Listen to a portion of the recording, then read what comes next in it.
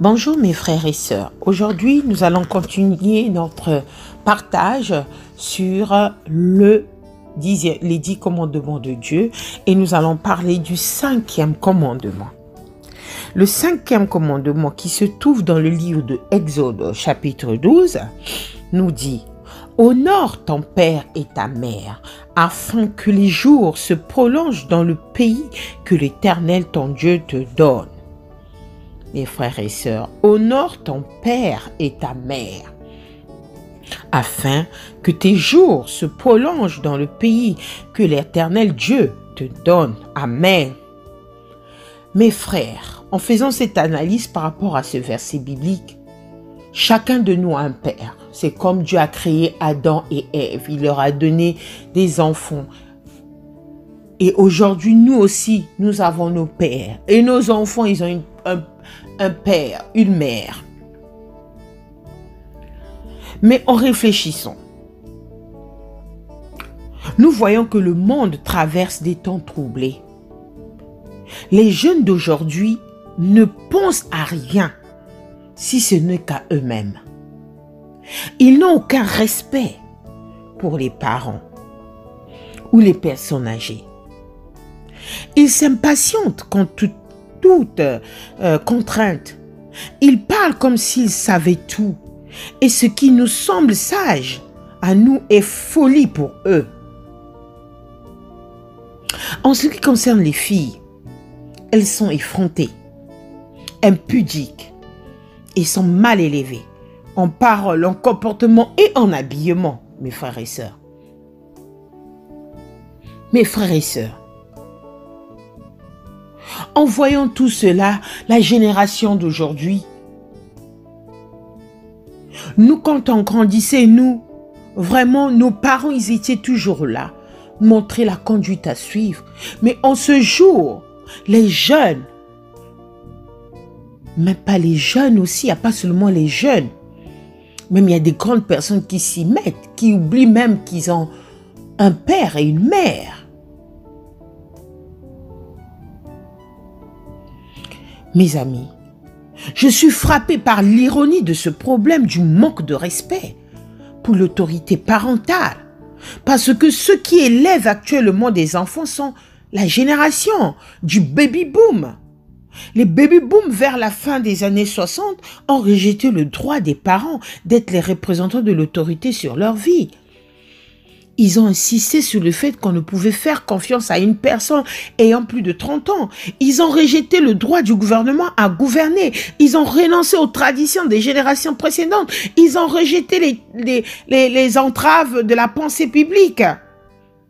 Ces baby-boomers sont maintenant des parents. Et ils reçoivent aujourd'hui en pleine figure, mes frères et sœurs, le choc de la rébellion qu'ils ont choisi dans leur jeunesse. Ils ne savent pas comment élever leurs enfants et sont frustrés parce qu'ils désirent ardemment faire un bon travail, mais ne savent pas comment. Voyons le commandement, mes frères et sœurs, lui-même. Le commandement lui-même, honorer tes parents. Honorer tes parents. Nos parents sont nos premiers dieux sur terre. C'est grâce à eux que nous sommes sur terre aussi. Dieu a créé ce monde, il a fait quelque chose de miraculeux. Aujourd'hui, voir une femme enceinte, c'est vraiment un miracle. Tout ce qui se passe à l'intérieur, personne ne peut expliquer. Il n'y a que Dieu qui sait ce mystère. Et voir aujourd'hui ton enfant se tourner à la délinquance. Les enfants d'aujourd'hui ne veulent pas écouter les parents. Que veut dire honorer, mes frères et sœurs? Que veut dire le mot honorer? Le mot qui évoque le mieux sa signification, c'est respecter. Honorer, c'est respecter. Estimer hautement, avoir une haute opinion. Montrer de la courtoisie. Ce commandement que nous lisons défend clairement toute parole dédaigneuse, moqueuse ou rebelle. Exode 21, 17 nous dit « Celui qui maudira son père ou sa mère sera puni de mort. » Mes frères et sœurs, vous écoutez ça? Nous devons honorer nos parents, quel que soit leur comportement, mais ils ont pris cette peine de nous élever. Quand je vois plein de parents, plein de personnes âgées abandonnées dans les maisons de retraite, ils ont souvent des enfants, mais ils ne savent pas. Les enfants ne viennent même pas les voir parce que papa est ainsi, maman est ainsi, mais non. Nous devons les honorer. Nous devons venir les voir. Aujourd'hui, si on vit, aujourd'hui, si on marche, aujourd'hui, si on a le souffle de vie, on a appris à écrire tout, c'est grâce à nos parents. Il n'est pas question, bien sûr, de préconiser la peine de mort pour les enfants rebelles, mais le fait qu'autrefois cela soit exigé montre à quel point Dieu prenait au sérieux l'honneur dû aux parents. Le livre de Proverbes 30, verset 17 nous dit « L'œil qui se moque d'un père et qui dédaigne l'obéissance envers une mère, les corbeaux du taureau les perceront et les petits de l'aigle mangeront. » Vous voyez ça, mes frères et sœurs? C'est profond. C'est pour cela que nous devons faire attention. Surtout nos enfants d'aujourd'hui, la génération d'aujourd'hui, on peut beau le conseiller. Il y a un chant de notre frère Jonas Kouka qui dit ngeke waka malongi ya ngei mwana ngeke waka malongi ya batata ve kana jambu me kukwizila nge ngeke sala afa ngeke zonza ndokini nani. Il y a un chant que notre frère Jonas Kouka, si vous voulez, vous pouvez partir chercher sur internet. Aujourd'hui, beaucoup d'enfants, beaucoup de jeunes ne savent pas, ne respectent pas les parents. Mais quand il y a des choses qui leur arrivent dans la vie, vous direz que c'est la faute de qui?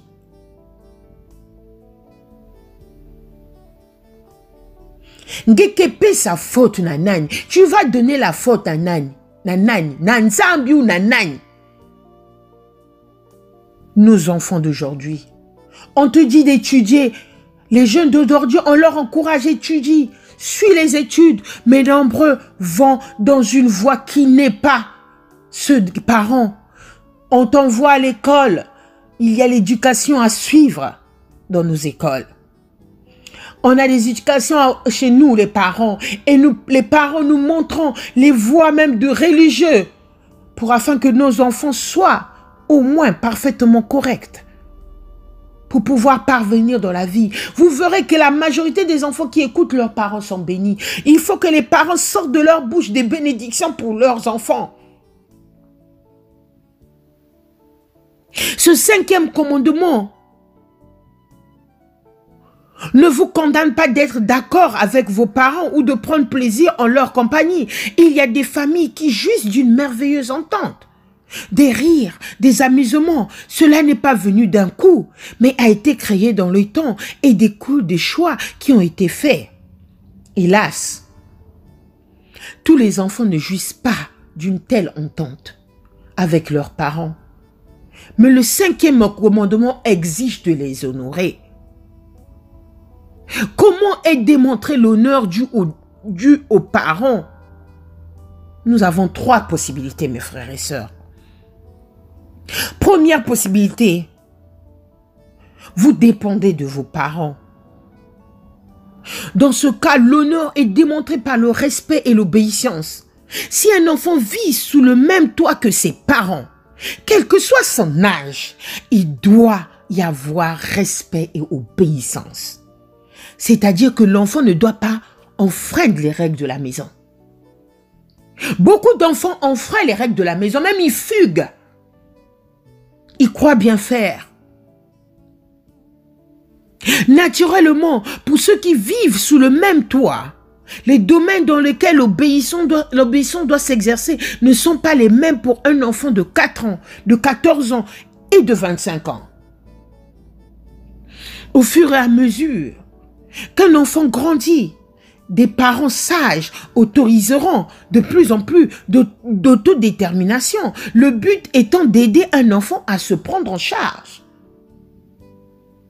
Aujourd'hui, nous voyons en Europe, En France, ici, par exemple, l'âge majeur d'un enfant, c'est 18 ans. Mais tant que tu es chez les parents, tu as le droit de les respecter. Les enfants d'aujourd'hui croient avoir, quand ils ont 18 ans, ils connaissent tout. Mais non, ils ne connaissent pas tout. Mes frères et sœurs, ils connaissent rien du tout. Parce que la vie continue, ils doivent encore apprendre. Les parents doivent exercer le contrôle de telle façon qu'à la fin, l'enfant n'a plus besoin de contrôle. Qu'on soit rassuré. Il y a des enfants, par exemple, je prends les jeunes filles, les adolescentes, ceux qui atteignent souvent 18 ans, 20 ans. La majorité de nos enfants, surtout de culture africaine, ne savent même pas comment mettre une marmite au feu, comment cuisiner. Parce que dans notre culture africaine, moi, je sais bien que quand l'enfant atteint, par exemple, l'âge de 10 ans, 11 ans, déjà à l'âge de 5 ans, tu apprends à faire la propreté, la vaisselle, au fur et à mesure que tu grandis. Mais à l'âge de 12 ans, tu dois être une fille capable de faire à manger, une fille capable de préparer une nourriture où tout le monde va manger. Être vraiment une femme. C'est à partir de là. Mais aujourd'hui, nos filles ne savent même pas comment cuisiner. Ne savent même pas comment épulcher même l'oignon. Ils savent même pas comment enlever des écailles pour un poisson. Ils savent rien. Maintenant, dites-moi, une fille de 25 ans, de culture africaine, qui dit qu'il va marier, qui veut être mariée. Mais nous, les parents, d'abord, nous voyons nos enfants. Tu ne sais pas faire à manger. Tu ne sais rien faire. Comment vas-tu t'occuper de ton mari? C'est ça la culture. C'est différent de la culture européenne. Nous, c'est comme ça qu'on fonctionne. Une fille doit apprendre à faire toutes les tâches ménagères pendant qu'il est chez ses parents, à faire à manger. Mais ce que nous constatons aujourd'hui en Europe surtout, je ne sais pas si c'est le laisser-aller de certains parents qui trouvent normal, qui trouvent vraiment normal que les enfants ne foutent rien. Mais aujourd'hui, si on veut marier ta fille, il faut l'apprendre certaines choses. C'est pour cela que beaucoup de jeunes filles sont dans l'ignorance. Ils ne savent pas la base d'un foyer. Aujourd'hui, oui, tu veux un mariage, ma soeur, ma fille. Est-ce que tu connais faire la cuisine? Est-ce que tu pourras faire ce bon plat à ton futur mari? Non. Ils sont nombreux de filles dans cette ignorance. Il n'y a pas seulement les études. Et c'est pour cela qu'il y a beaucoup de parents qui se retrouvent dans des situations parce que la fille veut aller de ses propres ailes, arriver à 18 ans, ils veulent aller de leurs propres ailes, mais ils ne connaissent pas la vie. Aussi longtemps qu'un enfant est dépendant de ses parents, le respect et l'obéissance sont exigés. La majorité de nos jeunes d'aujourd'hui, il suffit qu'ils atteignent l'âge majeur. Ils se croient vraiment au-dessus de tout. Ils respectent même plus leurs parents. Ils sont là à ouvrir même leur gueule. Parce qu'en Europe, frapper un enfant, c'est un problème. Mais ces enfants profitent de cette politique pour pouvoir même menacer les parents à quitter la maison. Si un enfant manque de respect envers ses parents, c'est purement et simple une violation du 5e commandement, autant que voler, mentir ou même tuer, mes frères et sœurs. Nous savons tous, pour vous qui m'écoutez aujourd'hui, pour vous qui m'écoutez en ce moment, c'est à partir de cette vidéo, nous avons tous, ceux qui sont mariés, ceux qui ont des enfants, vous savez que l'éducation est très très importante. Voici encore la deuxième possibilité. Vous ne dépendez plus de vos parents. Quand un enfant se marie, comme le dit Genèse 2, parle de la nécessité de quitter père et mère et de s'attacher à son conjoint. Cela veut dire un départ et un attachement géographique, financier, émotionnel et tout ce qui concerne les décisions à prendre. Si un des deux conjoints manque de laisser père et mère dans ces domaines, il y aura invariablement des grands problèmes dans le foyer. C'est ce que je disais. Il y aura vraiment un grand problème dans le foyer, mes frères et sœurs. Même si l'enfant ne se marie pas, une fois qu'il devient financièrement indépendant, la manière d'honorer ses parents change. L'honneur est démontré par le respect et par l'écoute des conseils. Les parents seront toujours plus vieux et auront plus d'expérience que l'enfant, même s'il est vrai que l'âge ne produit pas forcément la sagesse. Les parents connaissent mieux leur enfant que quiconque. Il est donc sage d'écouter les avis des parents. Il n'est pas obligé de les accepter, mais il devait au moins écouter. La troisième possibilité, les parents sont devenus âgés. L'honneur se traduit par le respect et le soutien. Il est évident que l'espérance de vie augmente de plus en plus. Et beaucoup de personnes âgées, juste d'une bonne santé, et gardent leur indépendance jusqu'à 80 ou 90 ans. Mais il arrivera un moment où chaque parent aura besoin du soutien des enfants, peut-être financier, en tout cas et affectif, mes frères et sœurs.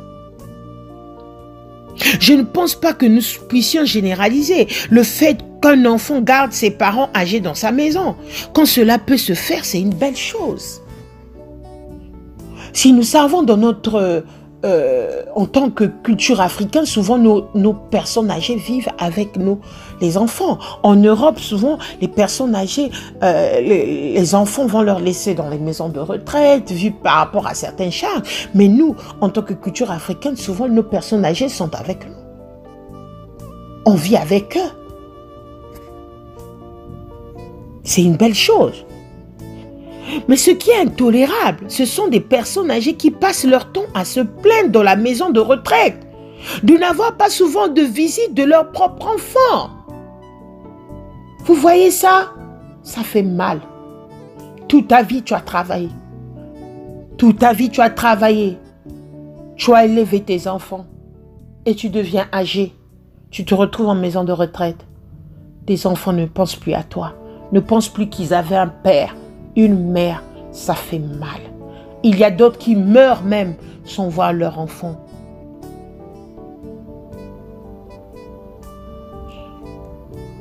Matthieu 15, verset 5 nous dit: « Mais vous dites, celui qui dira à son père ou à sa mère, ce dont j'aurais pu t'assister est une offrande à Dieu. » C'était un subtil échappatoire pour ne pas avoir à honorer ses parents. En retour, qu'est-ce que les parents doivent à leurs enfants? Les parents doivent aimer leurs enfants, les encourager et à être cohérents. Ils doivent montrer l'exemple de la piété. Si les parents disent et ne font pas, vous pouvez être sûr que les enfants feront comme eux.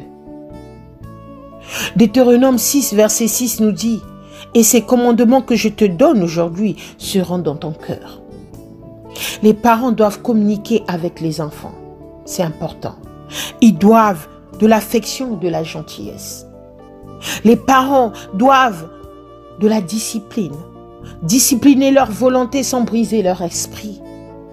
Trop de rigueur est aussi mauvais que trop de laisser-aller. Il faut consacrer du temps avec les enfants. Oui, il y a des fois, il y a des parents qui sont toujours dans le travail 24 heures sur 24. Il y a des fois l'éducation. On oublie nos enfants. On les oublie. Mais il faut consacrer du temps à nos enfants. Pour pouvoir garder cette relation, pour que ces enfants puissent savoir que nos parents étaient là.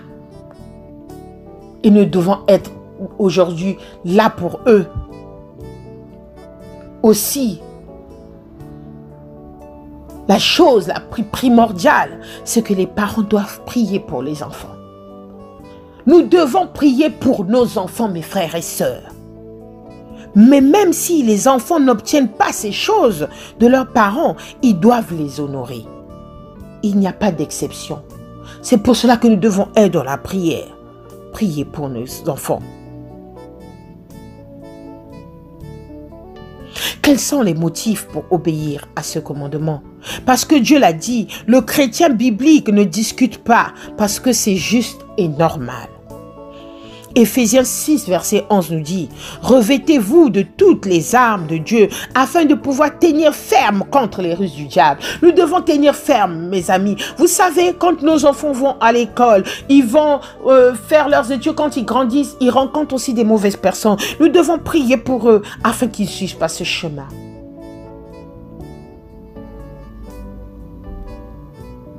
Mes frères et sœurs, nous devons à nos parents notre propre existence. Ils ont pris soin de nous. Nous nous nourrissons quand nous ne le pouvions nous-mêmes. Nous portons quand nous le pouvions nous-mêmes. Nous protégeons quand nous étions fragiles. En règle générale, personne n'aime les enfants plus que les parents. Parce que ça rallongera notre vie. C'est un principe général. Cela ne veut pas forcément dire que vous vivrez jusqu'à 100 ans ou que si quelqu'un meurt jeune, c'est parce qu'il a été irrespectueux. La police et les tribunaux sont là pour nous dire que les jeunes qui se détruisent ont commencé par ne pas honorer leurs parents. Quand nous voyons des petits délinquants sur la route, dans les quartiers, c'est parce que ces enfants n'ont pas honoré leurs parents. Parce que ce sera une bénédiction pour la société. En effet, il est écrit afin que tu sois heureux et que tu vives longtemps sur terre ou dans le pays. Mes frères et sœurs, ce que je vous partage aujourd'hui est si profond. Est si profond. Aujourd'hui, si tu es jeune, en tant que jeune, n'oublie pas d'honorer tes parents, respecte tes parents et tu seras béni. Et tu auras une bénédiction parce que nos parents sont nos premiers dieux sur terre. Nous aussi, qui sommes devenus âgés, respectons nos personnes âgées. Si tu sais que tu as laissé ton père et ta mère en maison de retraite et que tu ne l'as pas vu pendant plusieurs années, mon frère, ma soeur, reviens à la raison. Va voir ton père et ta mère. Va les honorer, va les respecter. Va voir si on s'occupe bien de lui en maison de retraite. Va voir s'il est bien, installé là où il est.